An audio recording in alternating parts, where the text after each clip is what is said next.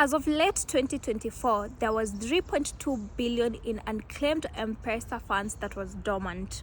Now, this mostly happens because the account holder has passed on and the next of kins are not aware of the claiming process. Here is a breakdown of what you need to know to reclaim the M-Pesa funds. So the first step for the next of kin is to notify Safaricom. You do this by going to a Safaricom shop near you or a care center, and you need to go with a claim form. The family member will need to provide 1, the deceased person's death certificate, number 2, their own ID, and then proof of relationship, which can be a letter from administration. Say you get a letter from a chief.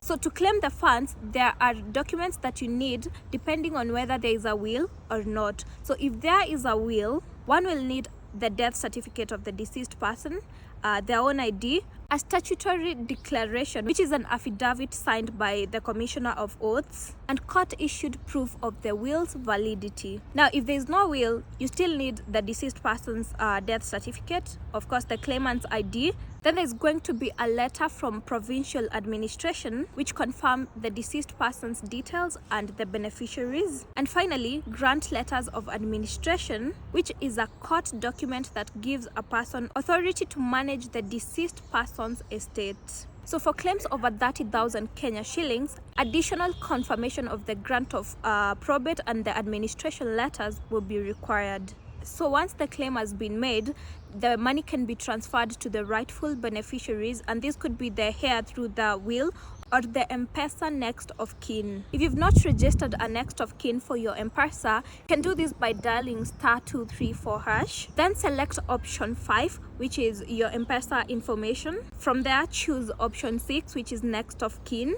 Then enter your PIN, and finally enter the details of your next of kin, which is their name and their mobile number. So Safaricom transfers the number through M-Pesa of the beneficiary. In many cases, people do not claim these funds, and after 2 years, M-Pesa transfers the funds to the Unclaimed Financial Assets Authority. After this, M-Pesa can no longer process the claim, and the next of kin will have to go claim the money from the UFAA. Money254.co.ke has written this and more personal finance information. Click on the link on our bio to learn.